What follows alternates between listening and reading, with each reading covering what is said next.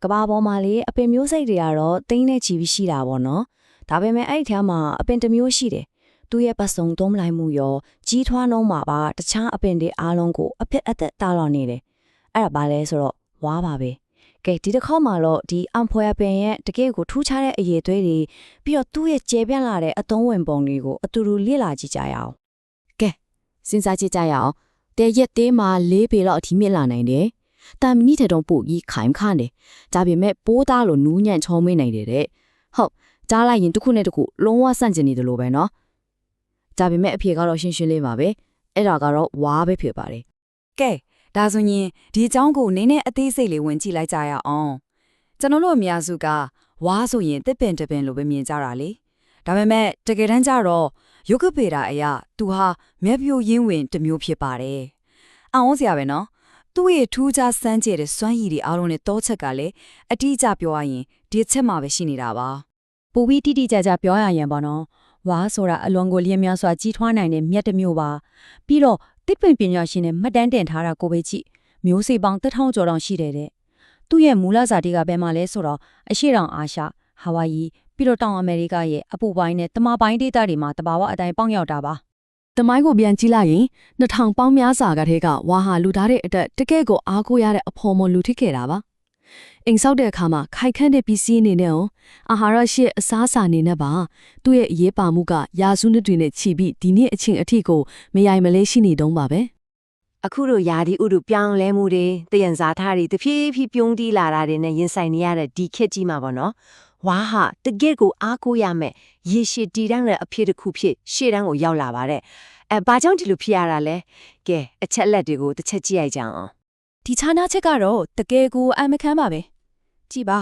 ါတမယုကြားတဲ့ပင်တပင်ကိုခုလဲဖို့အစင်တင်ဖျောက်ဆောင်ရတဲ့အချိန်ကနှစ်လမ်းစီကနေ60အထိကြားလိုက်နေနော်ဒါပေမဲ့ဝါကတော့နှစ်ပဲနှစ်တွင်းမှာပဲအပြည့်ဝါကြီးထွားရင်းကျက်သွားပြီအကောင်းဆုံးချက်ကပါလဲဆိုတော့ခုတ်ပြီးထွားရင်ထို့အလိုလိုပြန်ပေါက်တာပဲတစ်ပင်နေလို့ဒုက္ခခံပြီးပြန်ဆိုင်နေစရာမလိုတော့ဘူးလေးပေဟုတ်ပါတယ်လေးပေပါ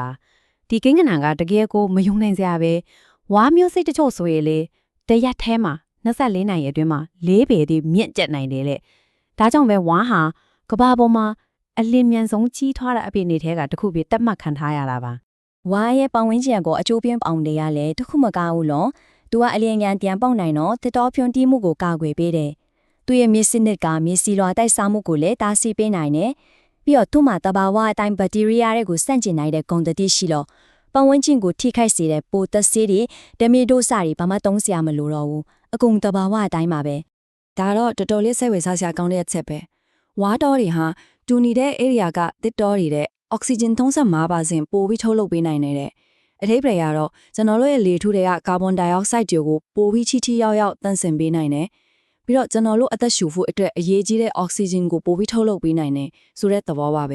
ဟုတ်ပြီဝါကရေရှည်တည်တံ့နေဆိုတာတော့သိပြီဒါပေမဲ့အဲ့ဒါတခုတည်းတော့မဟုတ်သေးဘူးသူ့မှာနောက်ထပ်အမခန်းအရေးထွေးတစ်ခုရှိသေးတယ်ကဲအဲ့ဒါဘာဖြစ်မလဲဆိုတာစက်ကြည့်လိုက်ကြအောင်အဲ့ဒါကတော့သူ့ရဲ့မယုံနိုင်လောက်စရာခိုင်ခန့်မှုပါပဲကျောင်းချိန်သူတွေတော့အတူပြုထားတာရှိပါတယ်အလေးချိန်တူတိုင်းသားမယ်ဆိုရင်လေဝါရဲ့အမြန်ကြီးဟာတန်မနိထက်တောင်ပို့ပြီးခိုင်ခန့်နေတဲ့ဒီအရေးသွေးကြောင့်ပဲသူ့ကိုဆော်လိုရေးလုပ်ငန်းတွေမှာတန်ဖိုးကြီးရဲ့ကုန်ကျန်တစ်ခုဖြစ်အသုံးပြုနေကြတာပါဒါကတော့လူသိမ့်မသိလောက်သေးတဲ့အချက်တစ်ခုဗျာတီထွန်မှုဘရင်ကြီးလို့လူသိများရဲ့ Thomas Edison တော့ဝါကိုအားကိုးခဲ့ရတယ်ဆိုတာပါပဲသူကလေသူ့ရဲ့စံသက်အဆောင်အုံကြီးမှာကွန်ကရစ်ကိုအားဖြည့်ဖို့တမနီအစားဝါကိုတုံးခဲ့တယ်တဲ့ဘာကြောင့်လဲဒီလားဘာလို့လဲဆိုတော့ဝါကလည်းတူနေတဲ့ခံခတ်မှုကိုပေးနိုင်တယ်ဇိန်လုံးကလည်းပိုးပြီးတက်တာနေလို့ပါပဲကဲခုနကတော့တမနီလိုမှကြောတယ်လို့ပြောထားတယ်နော်အခုကျတော့ပိုးသားလိုနူးညံ့တယ်တဲ့ဟောဒါဘယ်လိုချင်နိုင်မှာလဲဝါရဲ့မော်ပြန်ဆန်တဲ့အသွင်ပြောင်းခြင်းဖြစ်စဉ်နဲ့ကိုအကျူတူဝင်ကြည့်လိုက်ကြရအောင်ပါဒါကတကယ်ကိုအဓိကကျတဲ့မေးခွန်းပဲဒီလောက်မှကြောက်ခိုင်ခန့်တဲ့အပင်တစ်မျိုးခါနီဇင်ခံပစ္စည်းလိုမျိုးအင်မတန်နူးညံ့တဲ့အထက်တစ်ခုအဖြစ်ဘယ်လိုများပြောင်းလဲသွားနိုင်တာလဲအဖြေကတော့သူ့ရဲ့စမ်းသစ်တဲ့ထုလုပ်မှုဖြစ်စဉ်ထဲမှာရှိနေပါတယ်ဒီလိုကစစ်မှာအဓိကအားဖြင့်အဆင့်5ဆင့်ရှိပါတယ်ပထမဆုံးရင့်ကျက်တဲ့ဝါးတွေကိုခုတ်တယ်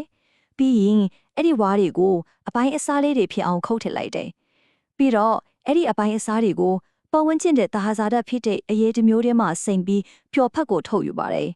အဲ့ဒီပျော်ဖက်ကိုစက်ကူပြားတွေလိုမျိုးအချုပ်ခတ်လိုက်တယ် နောက်ဆုံးမှာတော့အဲ့ဒီအပြားလေးကိုနူးညံ့တဲ့အမြင့်ဖြင့်ကြိတ်ဖြည့်ပြီးချီမြက်ဖြစ်ထုတ်လုပ်လိုက်တာပါလေ ရလက်ကတော့ဘယ်လိုထက်လာလဲဆိုတော့တကယ်ကိုအံ့ဩစရာပါဝါကုန်းထက်နှစ်ဆလောက်ပိုနူးညံ့ပြီးပိုးထေလိုဇင်ကန်အထေဒီနဲ့တောင်အရေးတွေးပိုင်းမှာရှင်လို့ရတဲ့အထေဒီမျိုးကိုရရှိလာတာပါ ဝါနဲ့လှုပ်ထားတဲ့အထီရီရဲ့ဂုံတက်တီတွေကလည်းတော်တော်လေးထူးခြားပါတယ်။သူကခန္ဓာကိုယ်အပူချိန်ကိုထိန်းညှိပေးနိုင်တယ်။ဆိုလိုတာကပူတဲ့အချိန်မှာအေးမြပြီးအေးတဲ့အချိန်မှာနှွေးထွေးစေတယ်။ခန္ဓာကိုယ်ကအဆိုးတွေကိုလည်းဆုပ်ယူနိုင်တယ်။တခြားအထီရီထက်3ဒီဂရီလောက်ပူအေးမြစေတယ်လို့တောင်ဆိုပါတယ်။နောက်ပြီးတော့ချီမြန်ထောင်တိန်တဲ့အကောင်းစားအီကျူဝါကွမ်ထီရီထက်တောင်ပူပြီးနူးညံ့မှသေးတယ်တဲ့ ဒီလိုမျိုးအမခန့်အရေးသွေးတွေရှိနေတော့လေဝါဟာကျွန်တော်တို့ရဲ့နေစဉ်ဘဝတွေထဲကိုတစ်ဆက်ဝင်ရောက်လာပြီးပို့ပြီးစိမ့်လန့်တဲ့အနာဂတ်တော့လမ်းခင်းပေးနေတာကတော့အံ့ဩစရာမဟုတ်တော့ပါဘူးကဲအဲ့ဒါကိုနည်းနည်းလေးအနီးကပ်ကြည့်လိုက်ကြအောင်